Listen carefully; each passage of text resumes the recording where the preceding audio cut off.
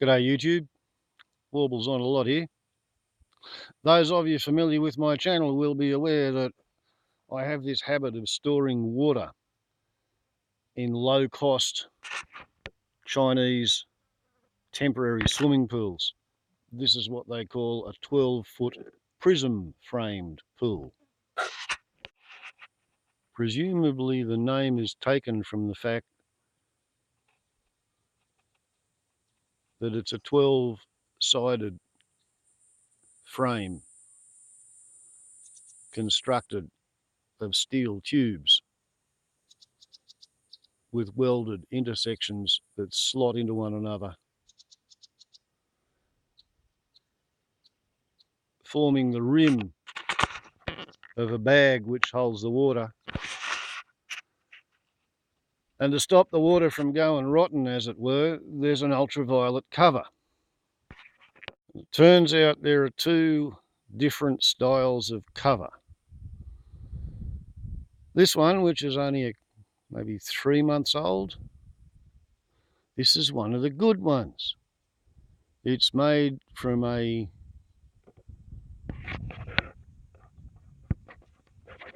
polyvinyl sheet by the Intex company. And as you can see, it's quite flexible when it's new. The older it gets, the more the volatiles evaporate, the less flexible it is. This one, a couple of weeks ago, went through exactly the same hailstorm,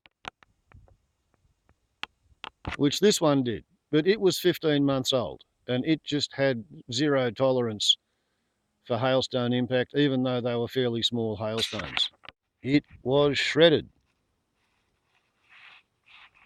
Quite literally turned into a lace curtain caricature of its former self. But as you can see by the sticky tape, it was already at the point of falling to pieces when it encountered the stoniness of the raining hail drops. And this, of course,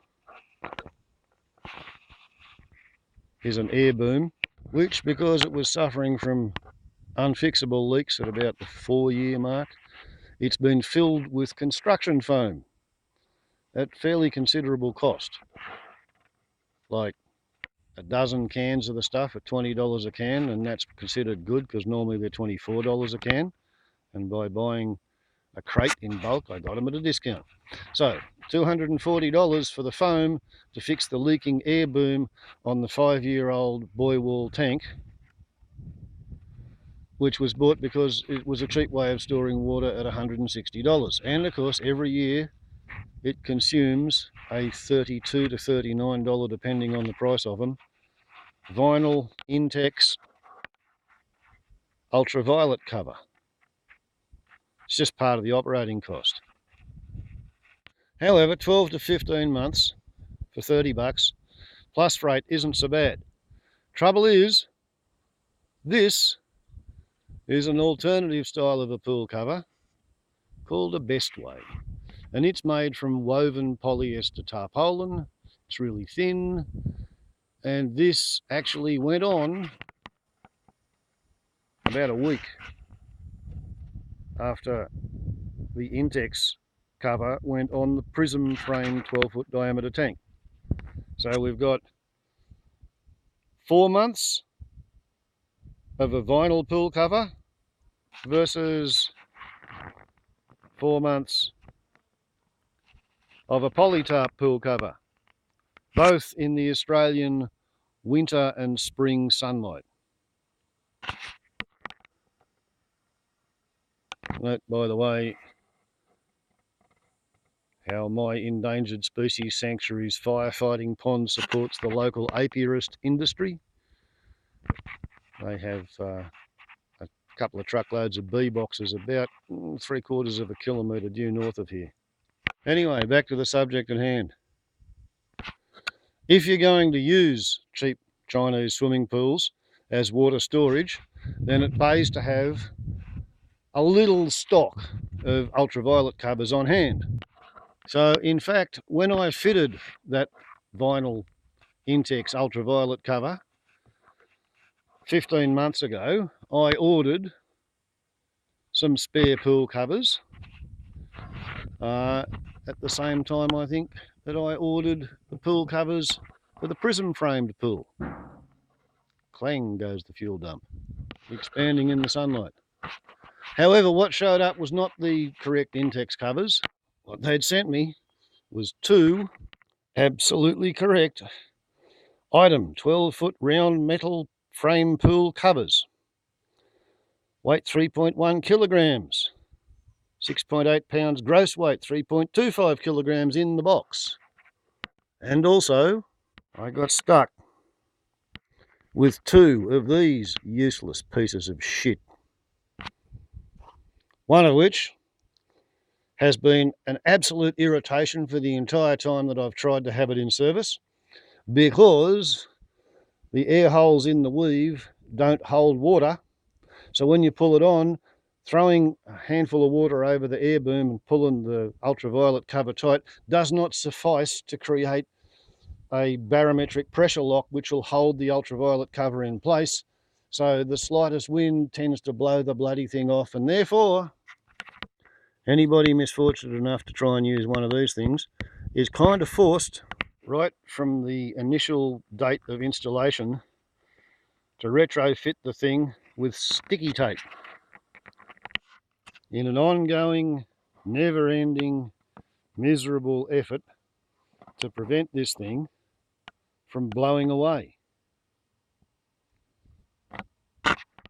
It becomes a case of how many ways are these things a failure? They don't fit, they won't stay on, they don't last, they're fragile, they fall to pieces.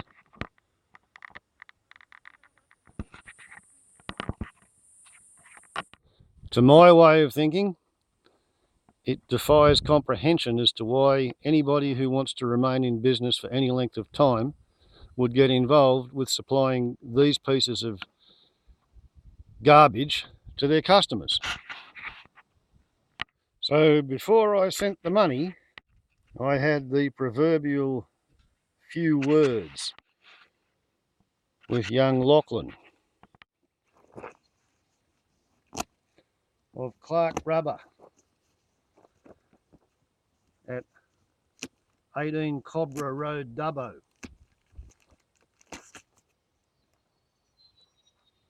Which is a long way away, and that's probably why it's $39.30. There we go. $234. $49 for the big one, $34 for the little ones, $45 for the freight. There we go. So, yep, got my son's address right. The big unveil. Did he stuff it up this time? Da, da, da, da, da, da, da, da, da, da, da, da, da, da. Look at that.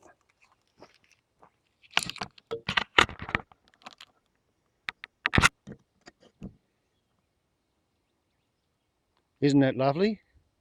5 of the right ones. Which means that in theory, I should have 2 years worth of pool covers lined up, stretched out in front of me. All I have to do is play out with the old.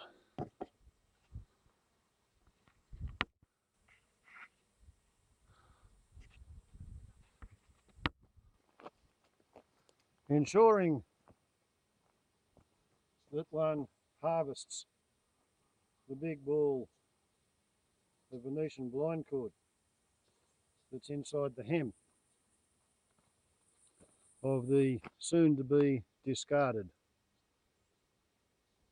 Bestway is if that's the bloody best way, I don't know what the idea of the worst way is going to be, because I thought that was a piece of shit.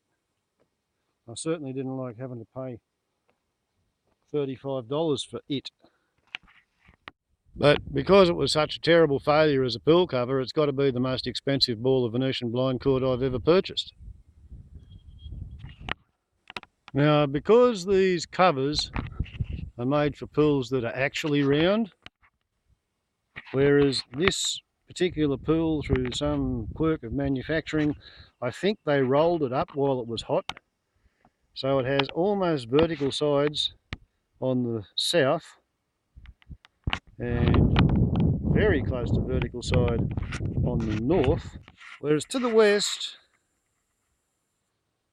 and to the east it's really got the kettle shaped thing going on. So truth of the matter is, this pool is actually elliptical.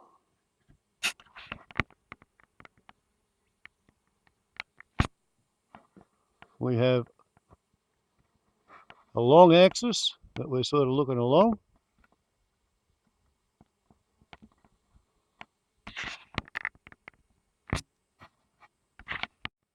and then we have a short axis that we're looking across. And the round pool covers, yeah, they have kind of significant difficulty in getting themselves to actually fit. But like I said, the Intex covers are flexible, elastic, stretchy. They'll conform to whatever shape you stretch them over and tie the string up on. Whereas the quote Bestway unquote woven polytype alleged ultraviolet pool cover never ever had a hope of being functional in service. So I find if I lay the new one out right beside the old one as a first step, unroll it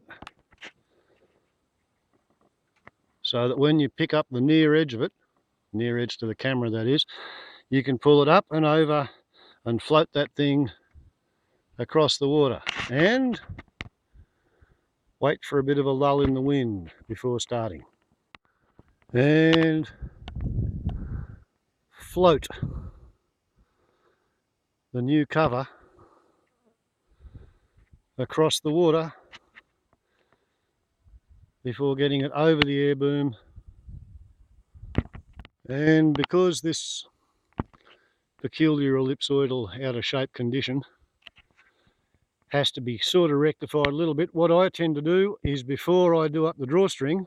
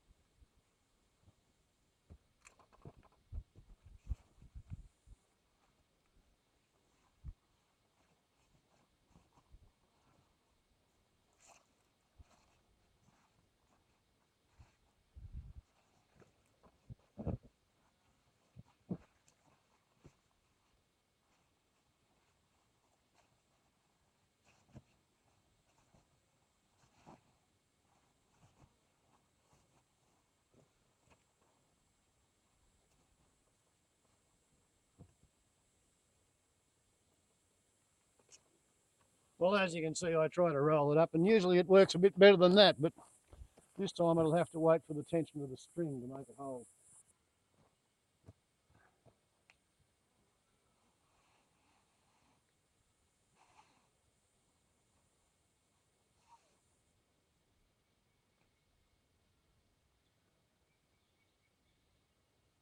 I usually do a double bind on the string to hold it, not until after I get it tight.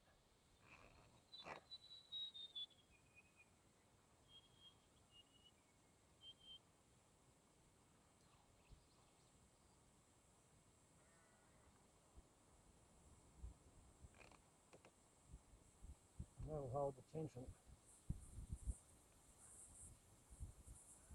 While the simple bow is put into the drawstring. Oops. Yeah, it's slippery when it's new, so you've got to give it a double knot.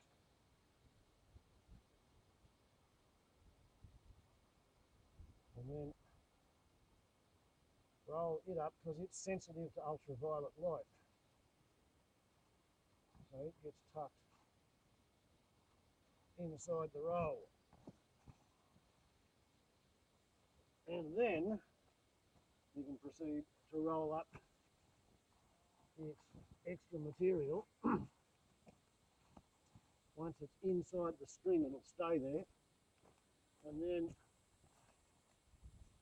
the humidity on the underside of this waterproof cover will stick the vinyl to the air boom, and that's what provides its resistance against high-speed winds.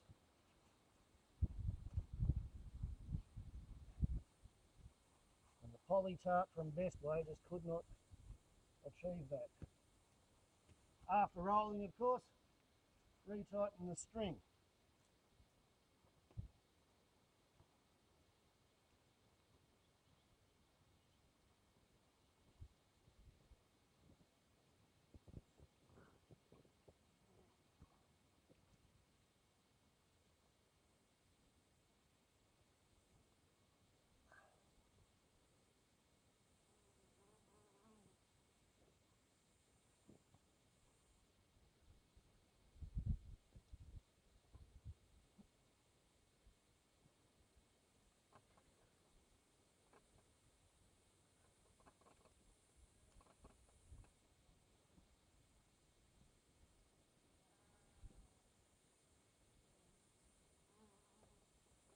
And hopefully this won't be all undone by a hailstorm until maybe the end of next spring.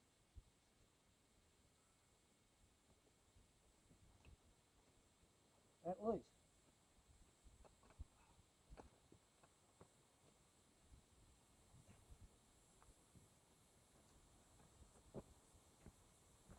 So something like $160 for your 5,000 litre water tank, and it's going to cost you about $50 a year in freight and ultraviolet covers. Now when it's 5 years old, and for whatever reason you wind up with a hole in the air boom, then it'll cost you $240 for construction foam to fill the air boom and make it leak proof. Okay, and what that's up against is 22,000 litre tank that'll hold about 20,000 litres, and they cost $2,200, and they're good for 231 degrees Celsius, at which point they catch fire and melt just like these ones do. And now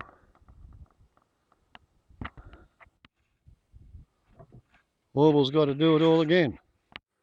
Only this time, between removing the old dead pool cover and putting new pool cover on, I do have to apply some tape repairs to the ultraviolet damage in the top of the old air boom, which was exposed to the sun because the old pool cover got a linear tear across it about there. So yeah, that's going to be a while, and this video has been running for an hour and a half on the phone's battery. A lot of that time on pause, no doubt. But it's kind of stinking hot, and I feel like having a cup of coffee, and you've seen it done once. So guess what? Will be pretty much the same for the other one. Okay, well, of course, what you expect I did, I put the camera on charge while it was on pause with the intention of finishing the job and then ending the video with a shot of the second pool cover in situ. And then while sitting down in the shade, I remembered that at 1:30 The fire chariot is booked in for an oil change. So installing ultraviolet cover number 2 on a pool number 2 has become a tomorrow job. Can't fit it all into one video. Such is life, warbles on a lot to YouTube. Remember, Intex, yes. Bestway, no. Intex, good. Bestway, piece of shit. Just saying. Ciao.